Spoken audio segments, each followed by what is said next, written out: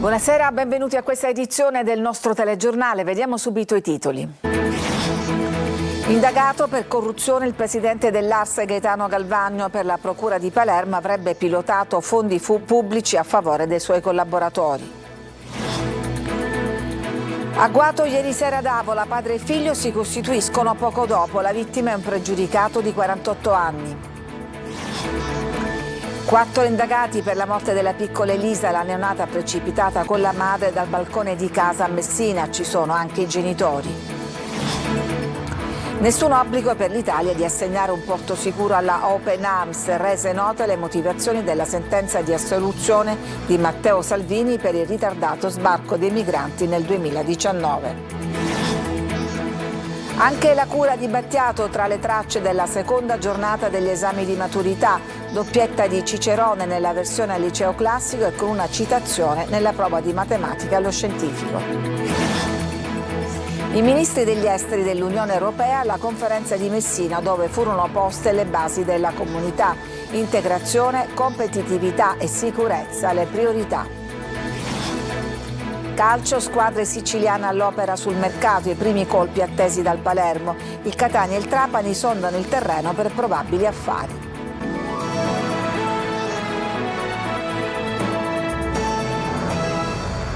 Dunque, il presidente dell'ARS Gaetano Galvagno è indagato dalla procura di Palermo per corruzione. L'inchiesta riguarda contributi per il Natale di 2 anni fa. Maglio Viola.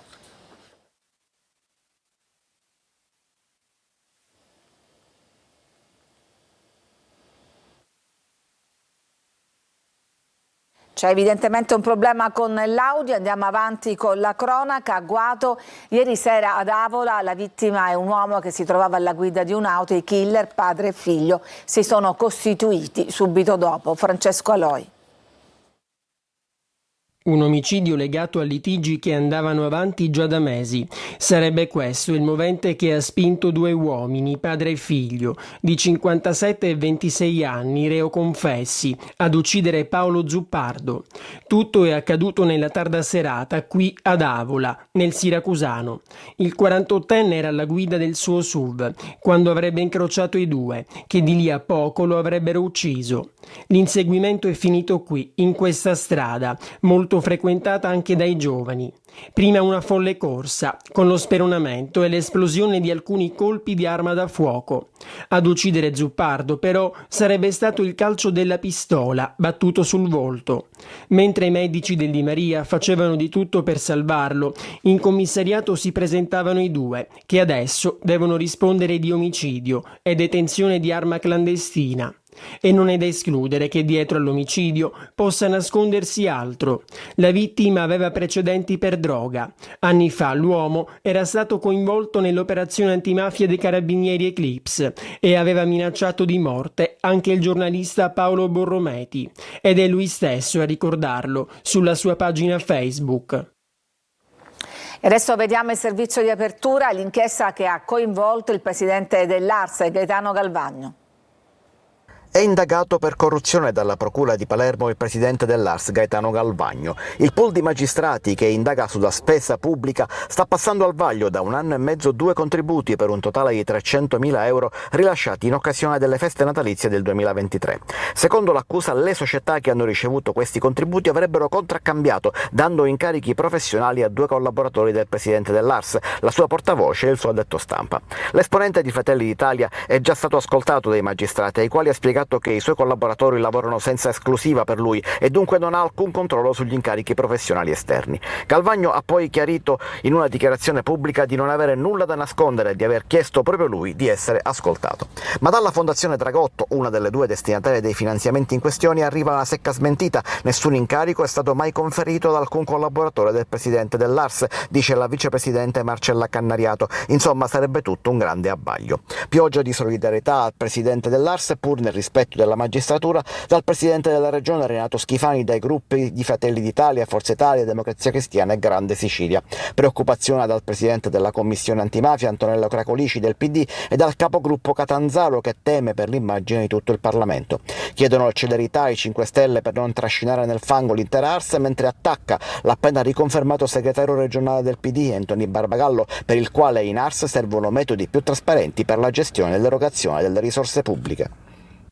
Torniamo alla cronaca. A Messina ci sono 4 indagati per la morte di Elisa, la neonata precipitata con la madre dal balcone di casa. La donna è accusata di omicidio volontario. Giusy Lazzara.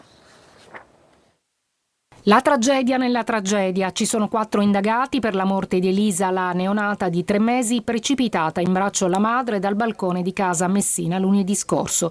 L'avvio delle indagini e l'iscrizione nel registro degli indagati per la madre per omicidio volontario. Coinvolti nell'inchiesta anche il padre della piccola, lo psichiatra che aveva in cura la donna per la sua depressione postpartum e il medico di base che la seguiva. Per tutti e 3 il magistrato ipotizza l'omicidio colposo per un profilo omissivo, un atto dovuto con ipotesi di reato diversificato.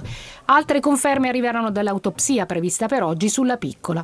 Ancora dolore per quel pomeriggio fatale e il disperato gesto della madre che si è lanciata dal balcone con la figlia, finendo in un cortile interno del complesso 6 Stelle a Santa Lucia sopra Contesse. A dare l'allarme era stata una vicina di casa che, sentendo un rumore, aveva trovato mamma e figlia tramortite a terra. Immediati i soccorsi del 118, tutte e 2 trasportate in codice rosso al Policlinico, dove la neonata è morta poche ore dopo per i gravissimi traumi riportati. La madre di Elisa è ancora ricoverata alla neurochirurgia del Policlinico e probabilmente non sa nemmeno della morte della figlia. I trattati internazionali non assegnavano all'Italia nessun obbligo nei confronti della Open Arms. Pubblicate le motivazioni della soluzione di Matteo Salvini per il ritardato sbarco di migranti nel 2019. Sentiamo Manlio Viola. L'allora ministro degli interni Matteo Salvini non commise alcun reato con il ritardato sbarco dei migranti dalla nave Open Arms, perché dai trattati internazionali in quella vicenda non discendeva nessun obbligo all'Italia nel fornire un porto sicuro. E quanto scrivono i magistrati di Palermo nelle motivazioni dell'assoluzione all'attuale vice premier, pubblicate oggi a distanza di quasi 6 mesi dall'assoluzione stessa, pronunciata a dicembre dello scorso anno. Il leader della Lega, nonostante i 6 anni chiesti dalla procura palermitana, era stato assolto perché il fatto non sussiste. La Open Arms è un'imbarcazione straniera che aveva operato un intervento in acque SAR non italiane, dunque non ne deriva alcun obbligo in capo all'Italia di fornire il porto sicuro. Questa convinzione dei magistrati che hanno assolto Salvini taglia via tutti gli altri argomenti processuali. Esime il collegio, scrivono i giudici, dall'affrontare analiticamente diverse tematiche prospettate e animatamente dibattute dalle parti, quali la circostanza che la nave Open Arms avesse potuto fungere da POS, ovvero il fatto che il primo intervento non avesse in realtà riguardato un'imbarcazione in difficoltà, o ancora il fatto che i tempi trascorsi fossero legittimati dall'esigenza di provvedere prima alla distribuzione dei migranti fra gli Stati europei. Di fatto il Tribunale di Palermo evita di porre precedenti sui temi più spinosi e a sfondo palesemente rilevante sul fronte delle politiche migratorie posti da questa vicenda. Totò Riina, lo capisce qualunque investigatore con esperienza, mai avrebbe tenuto in casa cose e documenti connessi alla sua attività criminale, lo ha detto il generale Mario Mori, ex capo del ROS, nel corso della sua audizione alla Commissione Antimafia. I PM del processo sulla cosiddetta trattativa Stato-Mafia hanno sostenuto che il ritardo nella perquisizione fosse proprio uno dei punti della trattativa, ma, si chiede Mori, se avessimo voluto far sparire documenti compromettenti dalla casa del boss, non sarebbe stato più logico fare subito dopo la cattura una perquisizione proprio per capire cosa ci fosse in casa, cosa che era nei nostri poteri. Il fine di ritardare la perquisizione, spiega ancora Mori, era quello di capire se avremmo potuto prendere altri latitanti e colpire al cuore economico Cosa Nostra, di cui fra l'altro i proprietari del residence che aveva ospitato Riina facevano parte. Continua l'influenza della Sicilia anche sulla seconda prova degli esami di maturità, dove entra Battiato. Sentiamo Desiree Ferlito. Ti proteggerò dalle paure delle ipocondrie. Anche la cura di Franco Battiato all'esame di maturità. Continua l'influenza della Sicilia anche per la seconda prova scritta. A trovarla gli studenti dei licei artistici d'Italia, che dovranno cimentarsi con un tema di grande valore simbolico. Ai maturandi è richiesto di sviluppare un progetto visivo e concettuale che interpreti il tema assegnato, unendo linguaggio artistico e capacità critica, punto di partenza il celebre brano. Tutti sui banchi alle ore 8:30, la seconda prova prevede tematiche differenti caratterizzanti i singoli percorsi di studio. Cicerone, uscito al classico, fa doppietta e riesce nell'incredibile impresa di entrare anche nel compito di matematica per il liceo scientifico. Uno degli 8 quesiti che completa la traccia, il numero 7, parte proprio da una sua citazione. Una delle tracce proposte al liceo linguistico chiede di sviluppare un elaborato sul tema del fast fashion e del suo impatto sulla salute pubblica e l'ambiente. Gli studenti con indirizzo informatico e telecomunicazioni si sono invece cimentati con lo sviluppo di una piattaforma web per contrastare le fake news. Cambiamo argomento. A Taormina sono iniziati gli incontri tra i ministri degli esteri dei paesi dell'Unione Europea, sicurezza in primo piano, visti gli scenari internazionali, ma anche sostegno alla pace e all'indipendenza dell'Ucraina, i messaggi prioritari arrivati dalla mattinata. Francesco Triolo. La nuova Europa si costruisce in Sicilia. Se 70 anni fa a Messina furono poste le basi per la comunità europea, adesso si lavora sul futuro dell'Unione Europea. Passaggi delicati che necessitano di approfondimenti continui alla luce anche dell'attuale scenario internazionale. Le riunioni di questa mattina a Taormina tra i rappresentanti degli Stati membri dei paesi candidati e potenziali candidati e la commissaria dell'Unione per l'allargamento Marta Kos hanno avuto 3 parole chiave: integrazione, competitività e sicurezza. Proprio sulla sicurezza ha parlato il ministro degli esteri Antonio Tajani con riferimento al tema del processo di allargamento. Noi stiamo avendo momenti particolarmente difficili, credo che ci sia sempre più bisogno di Europa e non meno bisogno di Europa. Prima dei lavori Tajani ha incontrato privatamente la commissaria Kos discutendo delle prospettive dell'allargamento ai Balcani occidentali, dall'Albania alla Serbia al Montenegro, sino all'Ucraina. Soprattutto il tema della sicurezza e qualche cosa di più della difesa. Definito come priorità fondamentale in risposta agli sviluppi dello scenario internazionale il rafforzamento della difesa e della sicurezza europea in complementarità con la NATO, ribadito anche il sostegno all'indipendenza, sovranità e integrità territoriale dell'Ucraina, l'impegno per una pace globale giusta e duratura. Garantire la sicurezza dell'Ucraina fino a non poterla diventa una priorità per tutti quanti noi, perché la sicurezza garantisce la convivenza civile. La società di navigazione Caronte Tourist continua a disattendere l'accordo sindacale sulle stabilizzazioni dei marittimi firmato ad ottobre. Scandaloso, ci prepariamo nuovamente alla mobilitazione e dunque allo sciopero, lo affermano proprio a pochi giorni dai grandi esodi estivi e dopo l'incontro di oggi con la società, i segretari regionali di categoria di CGIL, CISL e UIL. Ed è stata un'eruzione flash, quella dell'Etna, che dalla notte scorsa ha fatto registrare una forte attività esplosiva dal cratere di sud-est che ha formato una nuvola di cenere alta ben 6 km. Allerta rossa per i voli attorno al vulcano, tornata arancione poi per l'attenuarsi dei fenomeni. L'aeroporto è rimasto comunque sempre operativo. Sentiamo Orazio Longo. In diminuzione, questo è il tenore del comunicato dell'Istituto di Geofisica e Vulcanologia, Osservatorio Etneo, in merito all'attività esplosiva dell'Etna, che la scorsa notte aveva cominciato una nuova fase eruttiva che aveva prodotto una nube di cenere alta 6 km. Una nuova fase che ha contato uno stato esplosivo intenso dal cratere di sud-est, con la nube che si è dispersa principalmente in direzione nord, mentre dal trabocco lavico che si è formato si è alimentata una modesta colata in direzione della Valle del Leone. Ecco dal grafico la ricostruzione delle tracce dell'ampiezza del tremore vulcanico durante gli ultimi 7 giorni, che come si vede ha segnato un'impennata improvvisa nella giornata del 19 con un andamento stazionario su valori alti. Visibile anche un piccolo trabocco in direzione sud-est. Gli eventi, a causa della presenza di copertura nuvolosa, sono stati limitati nella visibilità e nell'osservazione dettagliata che è avvenuta tramite telecamere di sorveglianza visiva e termica. Con l'emissione di cenere tornata debole e confinata nelle zone sommitali, l'avviso per il volo, il cosiddetto VONA, che era passato a rosso visto il movimento verso nord-est nord-est della nube vulcanica è tornato arancione. L'operatività dell'aeroporto internazionale Vincenzo Bellini di Catania, per la durata degli eventi, non ha comunque subito interruzioni e disagi particolari. Nel 2024 il PIL italiano è cresciuto dello 0,7% al di sotto della media dell'Unione Europea. Il Sud mantiene una performance positiva superiore alla media nazionale, con la Sicilia più 1,5%. E quanto emerge dal rapporto Svimez presentato oggi, la migliore performance viene dalle costruzioni con un più 3% in continuità con il biennio precedente. Ci fermiamo, adesso c'è una pausa per la pubblicità, torniamo dopo con altre notizie.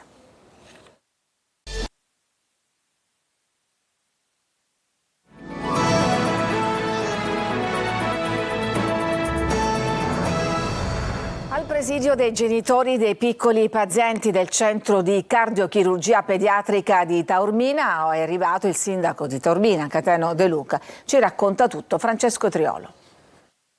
Io sono venuto qua per dirvi una cosa, ho seguito direttamente le dinamiche e vi posso dire con certezza che chi oggi ha determinato la soluzione è giusto che la comunichi lui. Questo vi posso dire. Tutto qui. No. Se mi aggiungete con altrettanta onestà il presidio ha risolto la questione, vi dico no, perché comunque già queste dinamiche sono da mesi che si sono incardinate e vanno avanti. Quella di Cateno De Luca al presidio dei genitori del CCPM di Taormina fuori all'ospedale era stata un'assenza che aveva fatto rumore. Scateno, il sindaco delle proteste, dei diritti pretesi, paladino del territorio, che non si era palesato in 5 giorni accanto a chi combatte per i propri figli. Così, eccolo dopo gli impegni istituzionali legati alla conferenza dell'Unione Europea a Taormina, eccolo dopo la diretta live della notte in cui annunciava una soluzione che però resta un mistero, l'unica indicazione che non sarà un'ulteriore proroga. Spero che non sia un'altra proroga. Non abbiamo lavorato per la proroga, anche perché le proroghe non le danno più. Ma dopo la visita di De Luca arriva il comunicato anche duro del comitato genitori, a cui non sono piaciute determinate parole del sindaco di Taormina. Sentirci dire che la scelta di attuare un presidio non è utile e non serve non solo ci mortifica, ma ci pone dinanzi all'ennesimo dubbio: quanto vale la serenità di migliaia di famiglie con bambini cardiopatici per la politica siciliana, scrivono. Poi a De Luca hanno ricordato quando attaccava Schifani perché non era stato mandato un fisioterapista al padre. Ecco perché, continuano, ci è sembrata altresì fuori luogo la reazione del sindaco De Luca nei confronti di una mamma in lacrime che gli evidenziava come lui, non avendo figli cardiopatici, non poteva capirci sino in fondo. Dopo mesi di silenzio, il movimento degli agricoltori di Ragusa risolleva la protesta. Veronica Barbarino. Si riaccende la fiammella. Dopo diverse mobilitazioni sui propri trattori lungo le vie delle città siciliane nei mesi scorsi, nulla è cambiato nel settore primario e il movimento degli agricoltori di Ragusa risolleva la protesta. Al centro, sempre le politiche agricole dell'Unione Europea, che penalizzano le produzioni italiane, favorendo l'importazione di prodotti da paesi esteri. Sotto accusa anche l'aumento dei costi di produzione come gasolio, energia elettrica, ma anche dei prodotti per l'agricoltura e i concimi. Questo è il famoso, apprezzatissimo sui mercati, ciliegino pachino. Questo è un prodotto che a noi oggi andarlo a produrre costa sull'euro 1,10 €, 1,20 € al chilogrammo. Oggi è un prodotto che questo quota sul mercato tra le 60 e le 70 centesimi al chilogrammo e ci scontriamo al mercato con merce proveniente dall'estero che non ha questi costi. I prezzi di vendita dei prodotti agricoli nei mercati quindi non bastano a coprire i costi di produzione nonostante l'eccellenza del prodotto. Però purtroppo nessuna risposta è arrivata.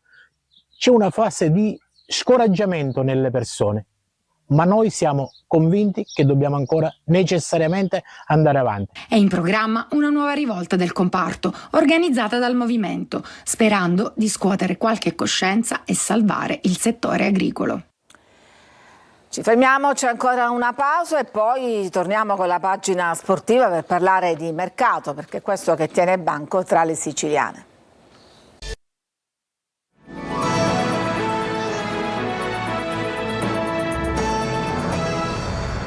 E allora per la pagina sportiva il mercato che tiene banco tra le siciliane, ci dice tutto Marco Gullà. Palermo scatenato sul mercato, club rosanero che inizia con la marcia ingranata la sessione estiva e così dopo l'ufficialità di Pippo Inzaghi il DS Carlo Osti è molto vicino alla chiusura dell'operazione che porterà in Sicilia Antonio Palumbo, centrocampista classe 96 attualmente in forza al Modena. Si tratta di un profilo esperto per la categoria, capace di unire qualità tecniche e dinamismo e reduce da un'ottima stagione con i gialloblu emiliani. Nell'ambito di questa operazione potrebbe prendere corpo uno scambio con Dario Saric. E poi il portiere. Nei prossimi giorni sarà ufficializzato Carlo Saudero che tornerà quindi dal Como, un'operazione praticamente chiusa.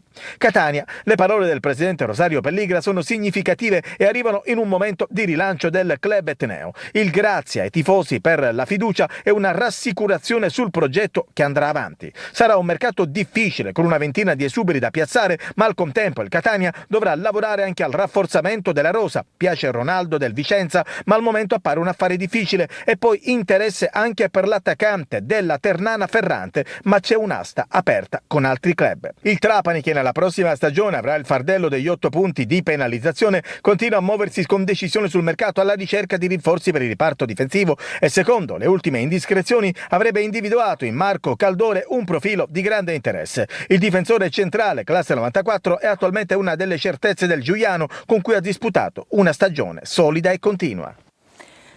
È stata presentata a Roma, allo stadio di Domiziano, la 20ª edizione del Gala dello Sport La Castagna d'Argento, che si terrà a Tre Castagni il prossimo 8 dicembre. Il premio di valenza nazionale, che viene assegnato da atleti, allenatori, dirigenti e giornalisti, celebrerà insieme ai protagonisti dell'anno sportivo un grande personaggio dello sport italiano. La prima Castagna d'Argento del 2025 sarà alla memoria di Pietro Mennea e sarà ritirata dalla moglie del grandissimo velocista italiano. Il 18 luglio a Tre Castagne è previsto anche un altro evento che riunirà i premiati siciliani delle 19 edizioni andate in scena fino adesso.